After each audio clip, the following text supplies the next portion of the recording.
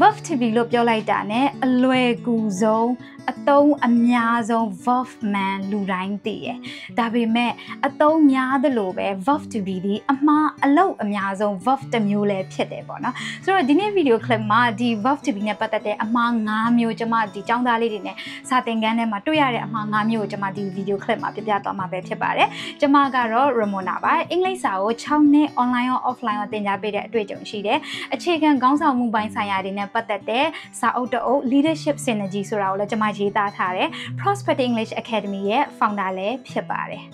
အဲ့ဆိုစလိုက်ကြရအောင်ပေါ့နော်ဆိုတော့ပထမဦးဆုံးတစ်ကြောင်းက I happy when you come I happy when you come ဘာများမှားနေလဲပေါ့နော်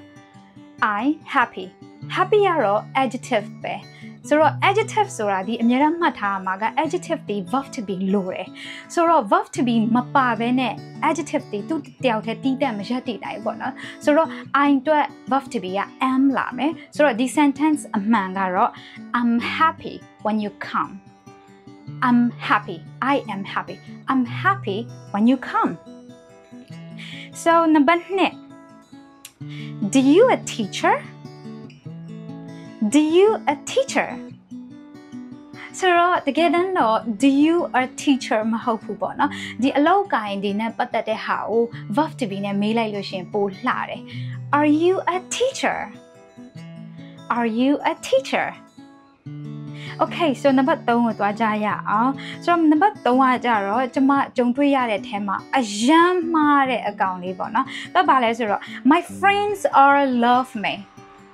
My friends are love me တကယ်တော့ဒါ present tense ဖြစ်တဲ့လားဆိုတော့ကျောင်းသားတွေ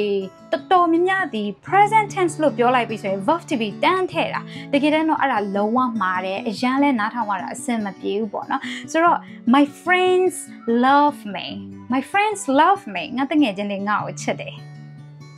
ဆိုတော့နောက်တစ်ခုကကြတော့ I'm studying English ဘာများမှားနေလဲမလဲ I'm studying English တကယ်တော့ I am studying English အခုဒီ video ကြည့်ရင်လည်းအင်္ဂလိပ်စာကိုလေ့လာနေတယ်ဆိုတော့ I'm studying English ကဲအဲ့ဆိုရင်နောက်ဆုံးတစ်မျိုးကတော့ My sister going to school My sister going to school ဘာများလို့အပ်နေလဲမသိဘူးเนาะဒီ sentence မှာဟုတ်ပါတယ် My sister is going to school My sister is going to school My sister is going to schoolဆိုတော့ဒီ video clip မှာ